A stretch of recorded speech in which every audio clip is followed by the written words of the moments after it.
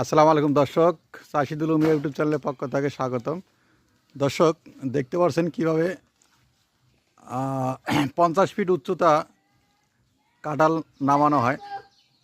এই যে অবশ্য রশি দিয়ে দিছি, রশিটা দেখেন, এই যে রশিটা অবশ্য আস্তে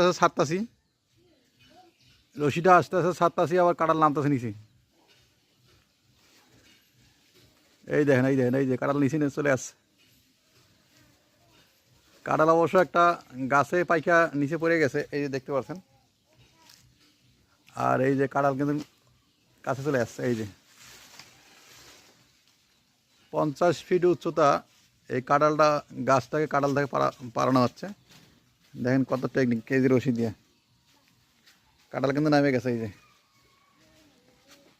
অলরেডি কিন্তু দুইটা পাড়ানো হয়েছে, এদিকে একটা আর ওইদিকে একটা।